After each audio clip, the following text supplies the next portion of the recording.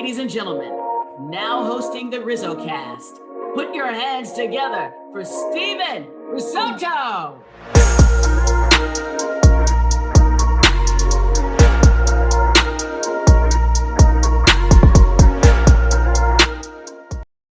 What's going on, everybody, and welcome. My name is Steven Risotto. I cover the San Francisco Giants for SFBay, and I'm the host of RizzoCast, a podcast that features current and former big league players, coaches, fans, media, and others who are regarded as some of the brightest minds around the game of baseball. We're coming to you, well, I guess not now, but this podcast was recorded from inside the podcast studio, inside the Golden Gate Express podcast studio at San Francisco State University. Today's guest is Daniel Descalso, a 10-year veteran of the big leagues who played from 2010 to 2019 with the Cardinals, Rockies, D-backs, and Cubs. A Bay Area product, Descalso attended St. Francis High School in San Jose, Mountain View, before being selected in the third round by the Cardinals out of UC Davis in the 2007 MLB draft. He won a championship with St. Louis in 2011 and provided valuable infield versatility for a number of years for the Redbirds. He's now an assistant in baseball operations with the Diamondbacks. We discuss Arizona's magical 2023 season, falling short in the World Series to the Rangers, if the club was ahead of schedule, Torey Lovullo's influence, Corbin, Carroll, his career in the big leagues, major playoff moments in St. Louis. We talk about the 2011 World Series, working in baseball now, so much more coming up next on RizzoCast. I want to thank Daniel for his versatility. This was originally scheduled actually the morning after the Diamondbacks lost the World Series, and it did not work out, and I do not blame him one bit. He was so accommodating in rescheduling.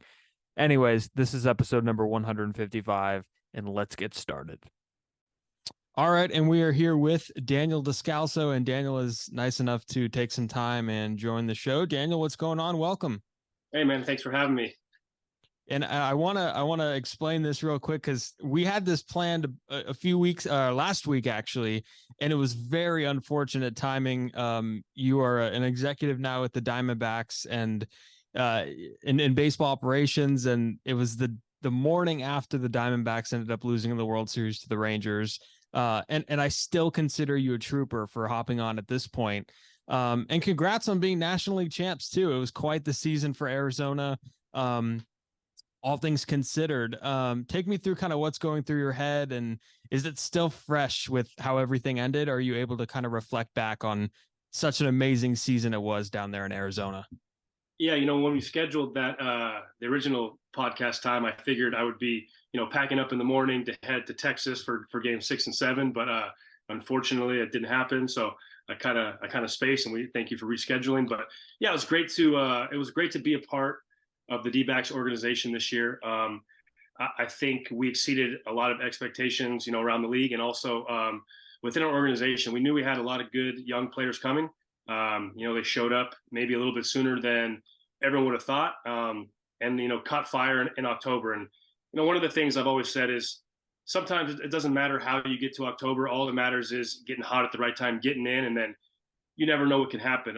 You saw it with the D-backs, winning that first series against the Brewers, kind of build a little momentum and run through the Dodgers and the Phillies, and all of a sudden you're in the World Series. So exciting time to be a part of the D-backs organization. Yeah, and hey, I thought that you guys would play another game too. That's kind of why I had it in the morning. But how long does something like that stick with you? Do you envision it kind of stinging for a while, a few weeks, a few months, forever, or is it kind of something to where a lot of people thought Arizona was ahead of schedule, and it's going to be nice to show up to spring training in the springtime? Yeah, I think for those players in the clubhouse that competed all year and left it all on the line and we're so close, I'm sure it stings. I've been there before. It takes a little while to get over that. For the guys upstairs, the front office, they have to reflect on it, but at the same time, they gotta build and move on for next year and try to add to that 84 win total that we had.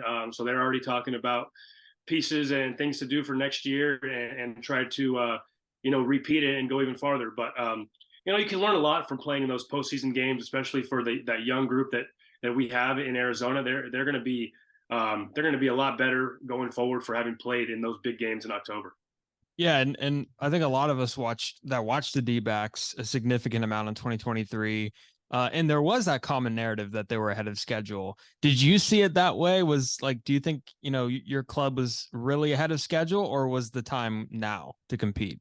I think you could see the quality young players that were coming up through the system. You can never really tell how they're going to transition from the minor leagues to the big leagues. I mean, it's a big step, and it takes some guys a little bit longer to adjust. But we got hot early in the season, and sometimes it takes just like one hot month to propel you into the postseason. We played pretty poorly leading up to the All-Star break and after the All-Star break, but we were able to ride that early momentum into the postseason. I think if you asked everyone in that organization during spring training, what's our ceiling, what best case scenario, I think that's what you saw this year, a team that's, just above 500, but showed our youth at times in making some mistakes and not being able to get ourselves out of some prolonged baseball slumps just as a team. But you also saw some exciting baseball and some guys take some big steps forward. And I think it's funny because we become so accustomed to seeing like what ballparks are like in October, kind of the same ballparks. Like we know what Houston's like during October. We know what Dodger Stadium's like during October. But this World Series, we got to see, the Rangers we've seen in the past a long time ago, 10 years ago or so. And we've seen that ballpark down there rocking, but we haven't seen Chase Field in a long time during the postseason. So I want you to kind of take me through what the vibe was like throughout the postseason at that ballpark, because I think it's one of the most beautiful ballparks in the game. And just to imagine it clicking during the postseason must have been pretty cool. So what was that vibe like around Chase Field? Yeah, it was great to see Chase packed. The D-backs fans really got into it down the stretch and into the postseason. And the roof was open for most of the playoff games, maybe even all of them. But you still have that little overhang, and so the sound echoes. And when it would get loud, it was a pretty cool atmosphere. I was lucky enough to be on the 17 wild card team against the Rockies, and we hosted that game at Chase, and that was as loud of an environment as I've been in.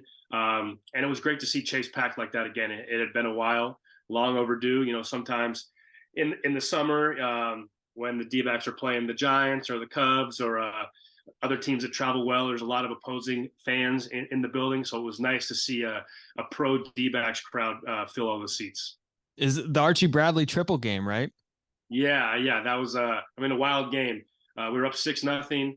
Rockies came back, it was back and forth. I think the final score was 12-10 or something like that. But Archie hit a triple, big triple. We left him in the game to hit because we needed him to pitch some more. But yeah, just a crazy back and forth game. Did you go deep in that game too? I did. Yeah, I did hit a homer in that game. I think that gave us a 6-0 lead, and we were feeling pretty good after that. But they answered right back and made it a game. Yeah, for some reason I knew that would come up, so I mentally prepared for that one. And there was a lot of emphasis going back to Arizona here on building this team based off like pure athleticism and speed. And in a lot of ways, the Diamondbacks were kind of a throwback team in that way. And I remember watching when they would come to San Francisco. There's a few of us in the press box that would say, "Man, I don't think a ball's gotten over this outfield this entire series." And in an era of like cookie cutter approach of building a team with a lot of the same players, a lot of the same profiles at the plate, in the field, why are the Diamondbacks different in regards to kind of like, changing the game with the speed and the defense that they bring to the table? Because it's a little different from some of the other teams. Yeah, I think with the size of the Diamondbacks payroll and them not being able to go out and buy the top tier free agents, and for the unfortunate fact that we've had some tough years over there lately. We had some high picks, and they were able to identify, some outstanding high school and college athletes that their athleticism is off the charts. The one thing I told some of the guys in spring training was that the caliber of athlete that we have in this camp is outstanding. I mean, the way the guys, you mentioned the guys that go get the ball in the outfield, it was tough to hit it over our heads. And just when things were going well and guys were having good at-bats and having those team at-bats and getting guys on base, we were able to put pressure on opposing defenses by stealing bases, but also by going first to third, stretching singles to doubles, and just if you were going to field the ball, you had to make a perfect play in order to get a lot of those guys out because how fast they run and how athletic they are, and it just puts a little extra element of pressure on the defense and the opposing team. Yeah, and not just the outfit. I mean, Christian Walker's a Gold Glove winner at first base. Moreno just won a Gold Glove behind the plate. I mean, it's a really good defensive team. And speaking of speed and defense, and again, plenty of offense too. Corbin Carroll really broke out this season as a really significant young player in the game, and he'll likely win National Rookie of the Year. He'll get some MVP votes. How important was his emergence this season, adding just another reliable weapon position player for this team? Because he's kind of been a godsend. Yeah, I think he's going to be a guy that anchors that lineup for a lot of years to come. And this was the first year I really got to watch him play. And obviously what stands out is his athleticism, his speed. I think 50 stolen bases this year, 20 plus homers. That's what surprises the people is the power. He's not a big guy. He's sort of like wiry strong. But the way that he has a pretty big move at the plate with his stride. But the way he's able to keep his hands back and create that power through that stretch and just kind of let his hands whip through the zone. He can hit balls out to the pull side. He can hit balls out the opposite way. He's a pretty special talent. Yeah, and I want to ask about Torey Lovullo too, because he's a manager that you played under for 2 seasons in the desert in 2017 and 18. Tell me a little bit about him and what his style is and how he connects with players and what's kind of made him successful. Because me personally, I've been very impressed with the way he's handled this team in the postseason. And, it's funny because we live in a world where managers are losing their jobs. Like David Ross got fired, and for what I thought, no reason at all. It's just because there's a better guy out there. And it was like a video game, the way that they fired him and hired Craig Counsell there so quickly. And Arizona could have done that years ago with Lovullo, but they had faith in him in that he could lead this next, great Diamondbacks team to a postseason, and that's what he's done. So, how has he handled it? What's your view of Torey and kind of his managing style?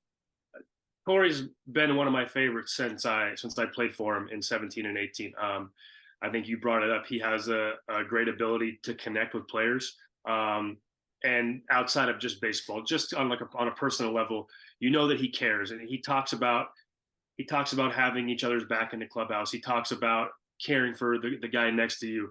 He brings up the word loving your teammates.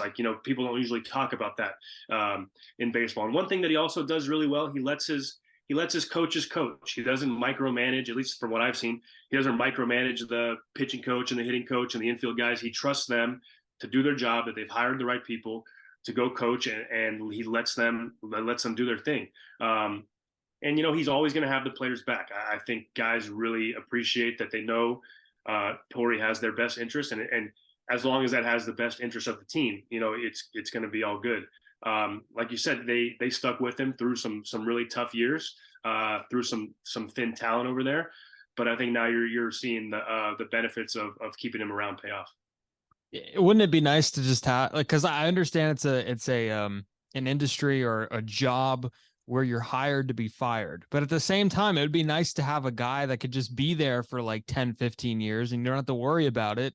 And that if a team is losing under him, it's not necessarily his doing. And I feel like we're so quick to use the term hot seat. It's nice to kind of have a stable manager in place.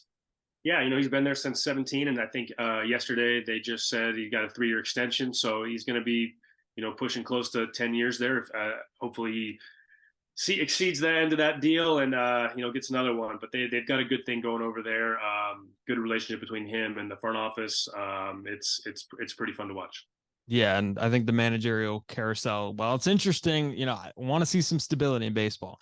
I know, it's a little fresh off of a disappointing kind of ending to a great season, but have you started looking ahead to this upcoming offseason yet? And what needs to be done, do you think, in your eyes, to improve and deepen this club?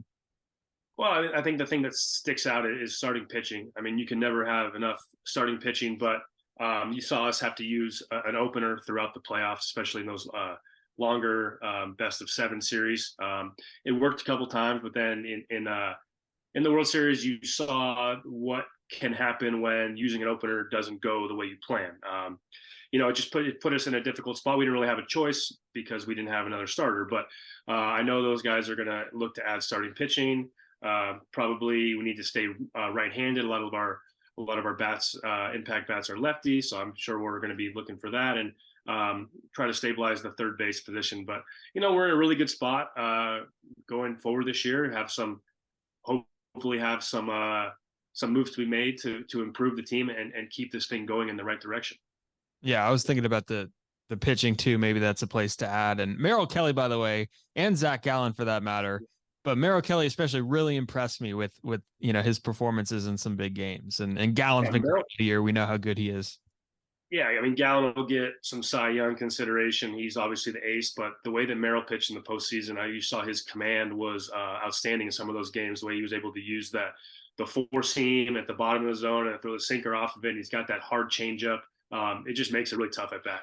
Yeah, and he's a guy to root for with the journey that he had. So yeah, really easy to root for, and he's a stud out there.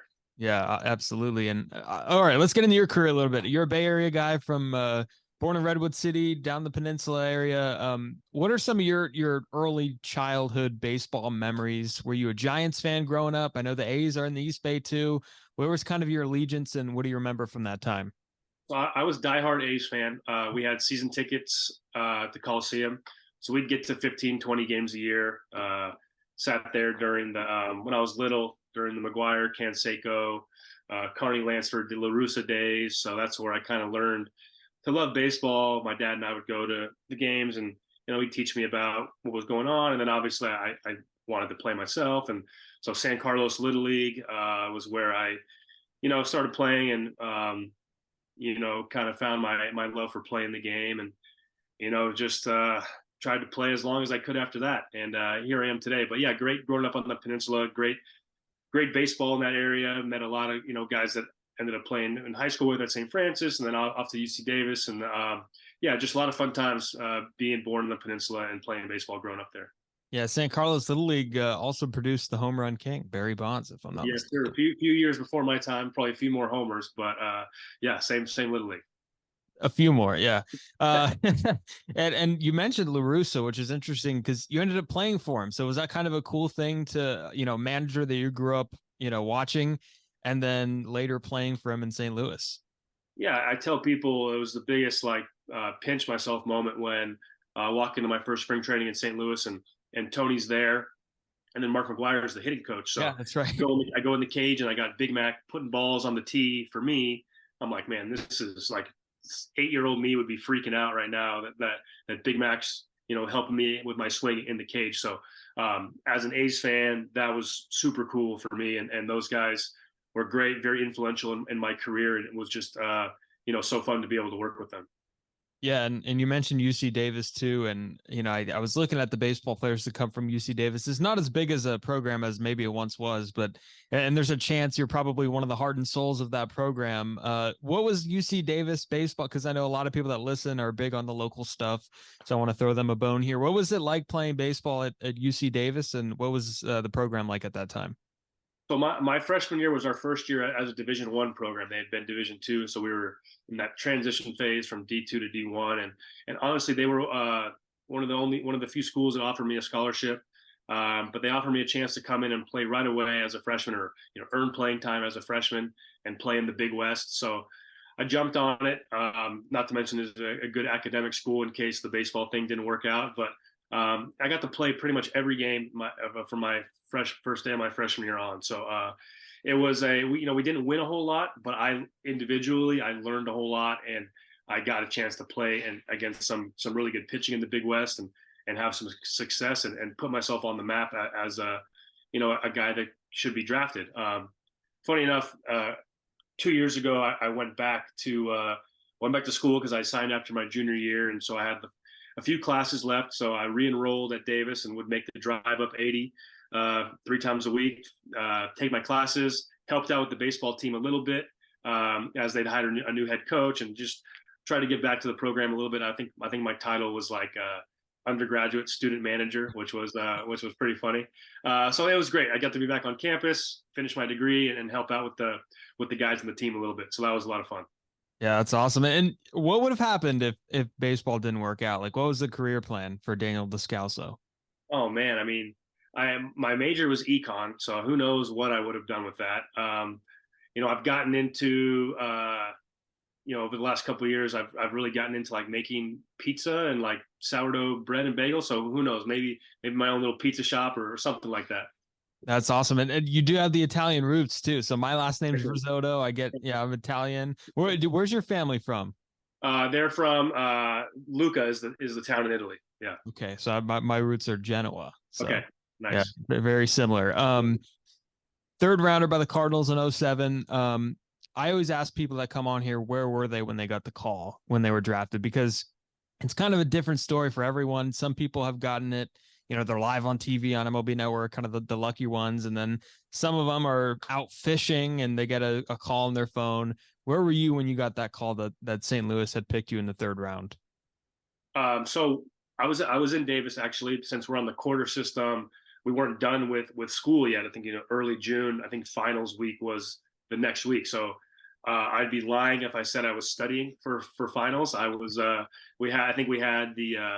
It was on. I don't think it was on MLB Network past the first round. So we had it on the computer in the house, kind of like going about our business. And then I got a call that said, "Hey, Cardinals, you're gonna go to the Cardinals, and the next whatever they're 2 picks away, so be ready." And then name popped on the screen. The roommates went nuts. I think one of my buddies ran out to the Davis Sports Shop and bought 2 Cardinals hats or whatever hats they had that were Cardinals there.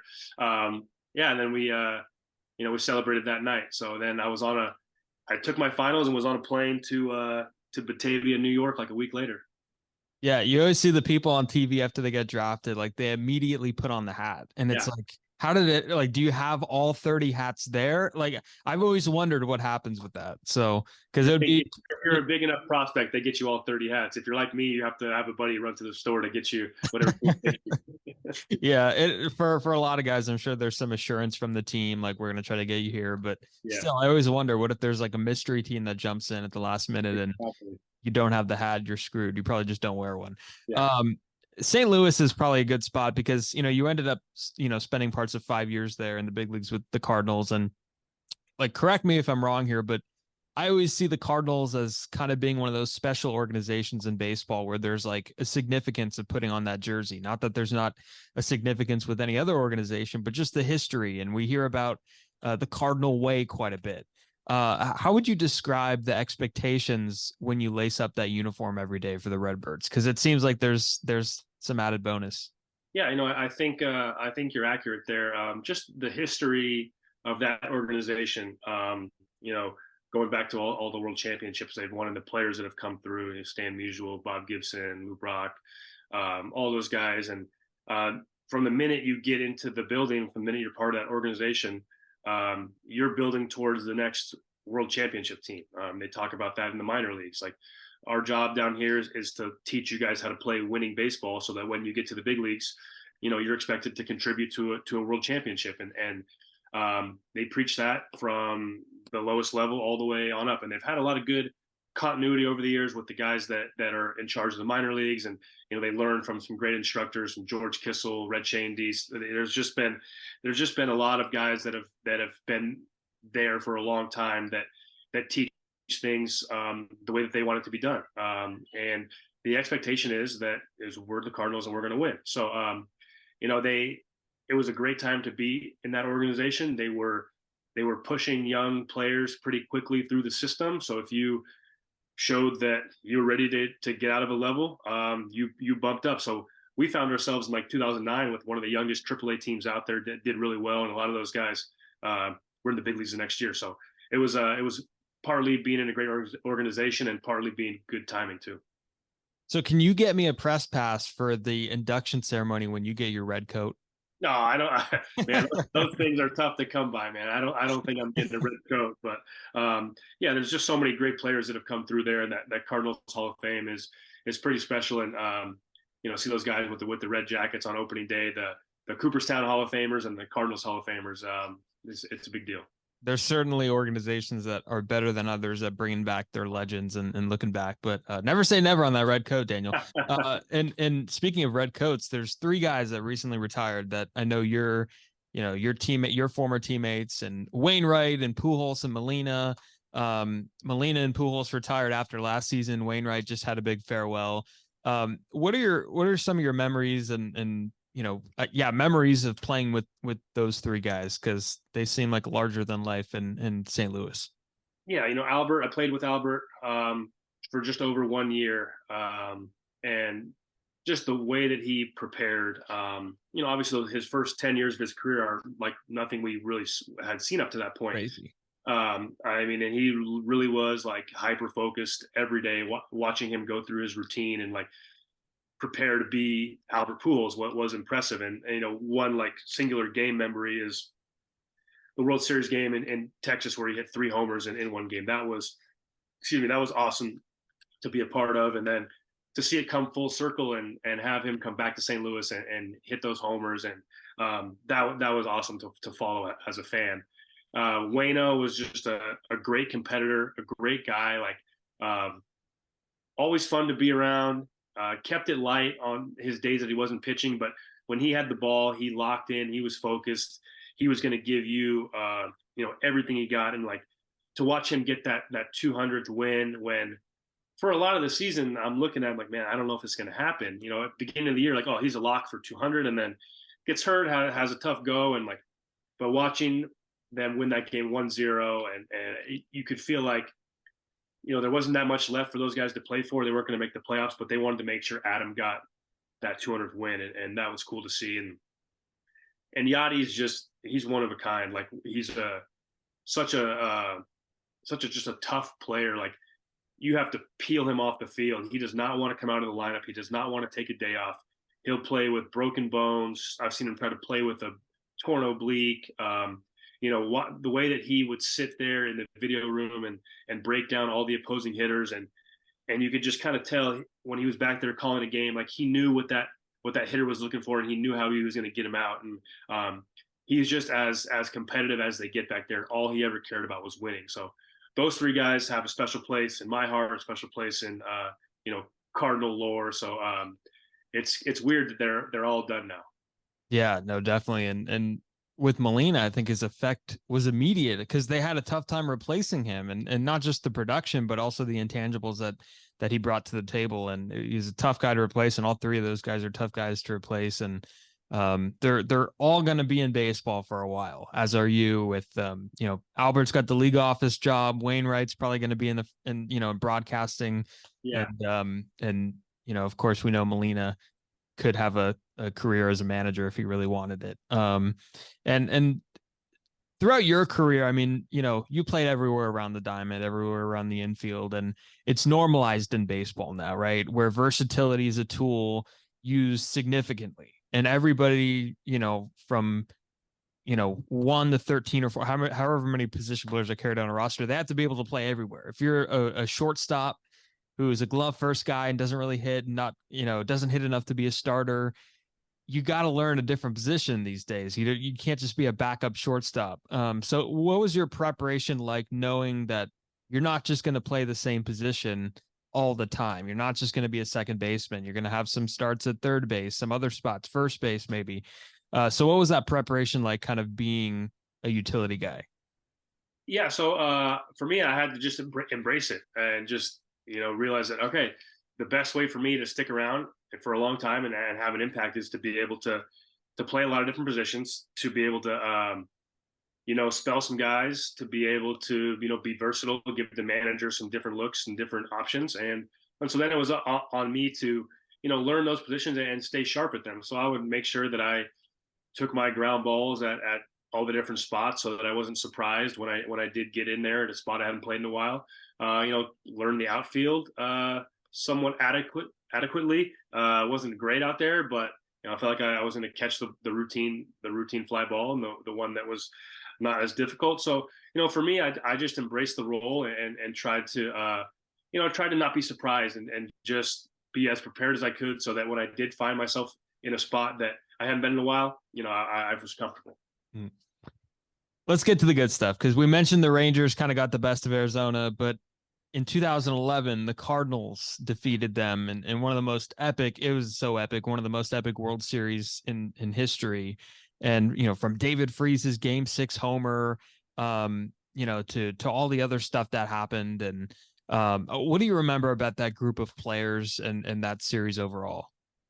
Yeah, so that was, like you said, one of the all-time World Series, at least in my opinion. The David Freese game, obviously walk-off homer, hometown kid, like that was awesome. And Freezer was one of the guys that I played with in the minor leagues, along with Alan Craig and John Jay. So we kind of came up sort of all this at the same time, and so to win with your buddies that you came up with is special as well.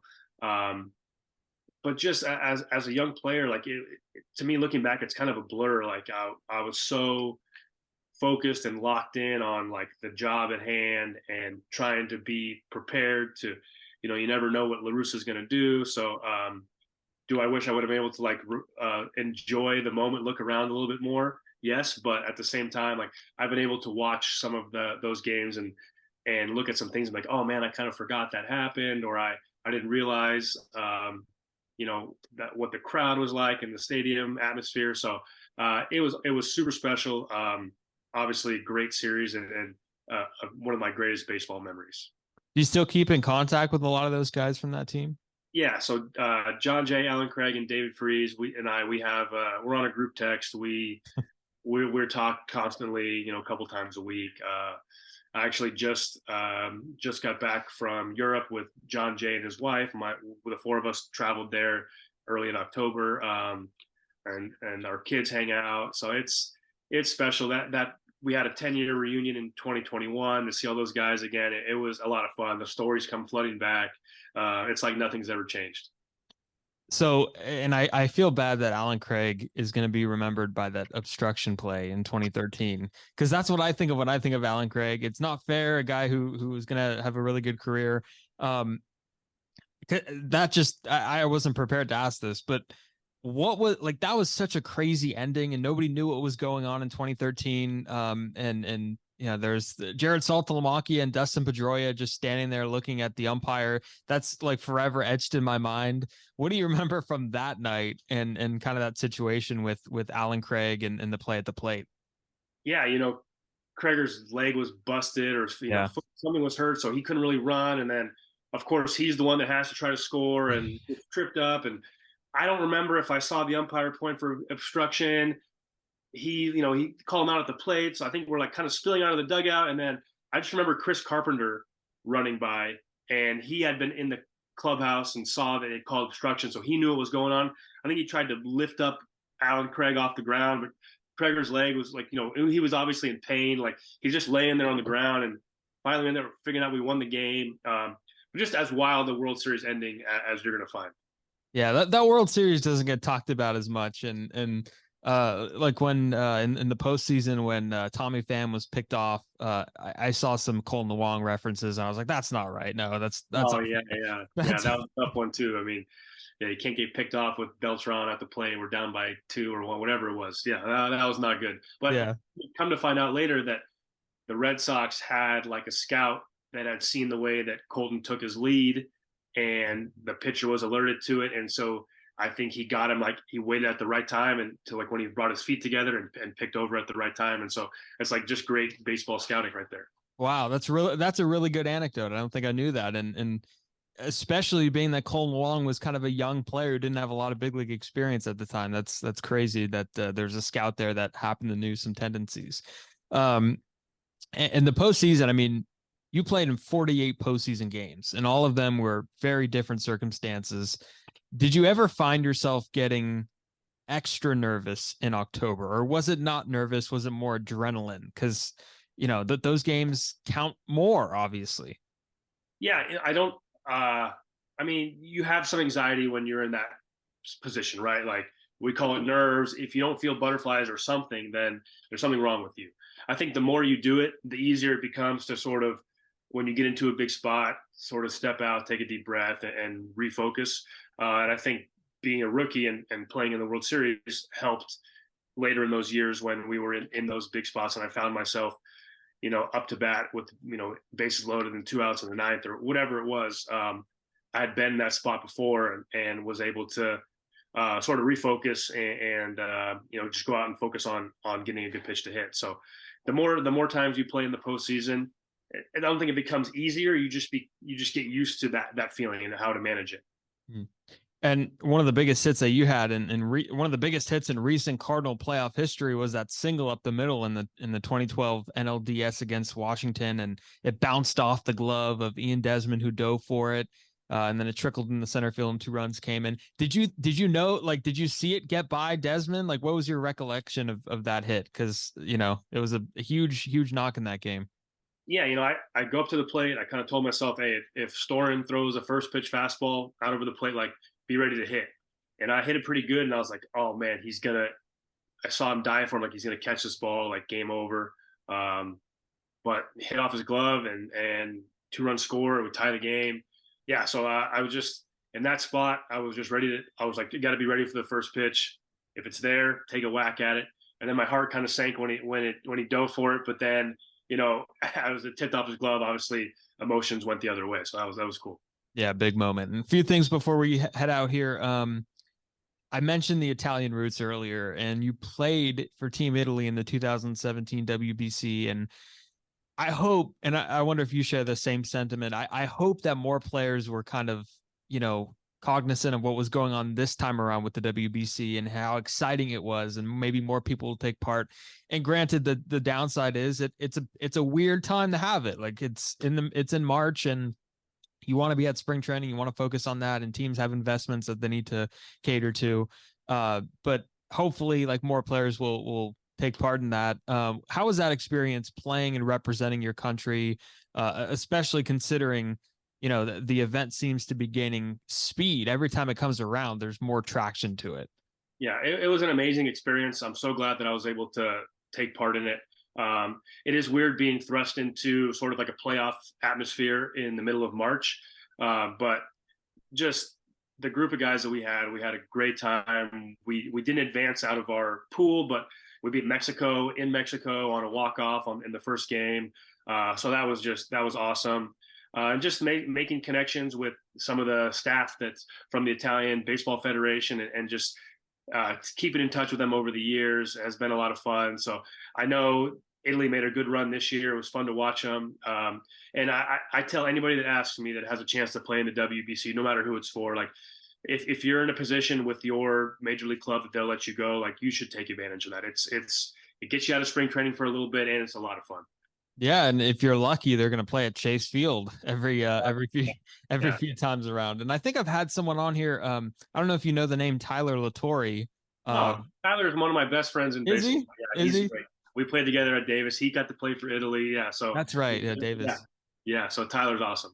Yeah, so Tyler came on here when he was still the pitching coach at Sac State, and we talked about the WBC. Yeah. He's great. He gave some good tidbits on kind of the current, or at the time, the current Giants crop, because him and Brandon Crawford were in each other's running. That's right. That's right. He's got that connection. But yeah, I figured you might know him. So after spending time with the Cardinals, you bounced around a little bit: Rockies, D-backs, Cubs. Is it easy walking into a new clubhouse after spending, a substantial amount of time in just one of them? No, the first time is weird. You're only used to one organization. I had never had spring training outside of Florida. So I show up to the Rockies. It took me a little while to get comfortable, but then the next couple of times you do it, it gets easier. But definitely when all you know is one organization, it's, people do things differently. You learn all new names and faces. But I got to play with some great people across my career in Colorado, Arizona, Chicago. So it was fun. It was fun exploring those different organizations, and I was really lucky to play for some really good ones. And baseball operations now, and take me through, because I know some people have the title of, they're in baseball operations, but basically they're just on payroll and they do community events and everything. And I know that's not you. You mentioned the economics degree. I know you're involved to some capacity. What are your duties in baseball operations, and why was that kind of the right path for you after your playing career? Well, I knew I wanted to get back in the game. I didn't really know exactly what role I wanted to go down. I didn't want to jump into anything full-time without having explored some options. So I called the D-backs. They were really great about, hey, you come in and kind of figure out what you want to do. So I did I was around in spring training and the big league side and the minor league side a little bit. They let me kind of bounce back and forth between the big leagues and our AAA team in Reno and kind of help out those young guys that are up and down. I got to sit in on some amateur draft stuff. I got to do some trade deadline work. I got to do some scouting of other teams for the postseason. So they let me kind of explore a lot of different things. And, I think I really like the player development side moving forward. So, we'll see how that shakes out. Do you have at all any ambitions to maybe because Craig Breslow just took the Red Sox job, president of baseball. It's possible for a former player to be in charge of a club. Do you have any ambitions to maybe someday run a club or coach, be on a coaching staff somewhere in the future? Yeah, I think that's still something that I'm trying to figure out. Like, do I want to stay upstairs or do I want to get in the dugout? I think getting into the dugout would probably be more comfortable for me, but the idea of being in player development and maybe being upstairs is kind of intriguing. I don't know if I necessarily want to be a GM and making those tough decisions, but at the same time, like it would be fun. So I'm not sure what my 5-year or 10-year plan is, but it's cool to see there's some guys, Sam Fold, another one, Craig Breslow, some former players that are well respected in the game that are getting a chance to head up baseball ops. Yeah, well, how about this? You could decide after you get the red coat. So yeah, deal. All right, Daniel, I really appreciate you coming on. I kept you for too long, and I appreciate it. And best of luck to you and obviously the Diamondbacks moving forward. All right, thank you for having me. Absolutely. And everybody could follow the podcast on Twitter and Instagram at RizzoCast. More stuff coming up soon, and see you next time.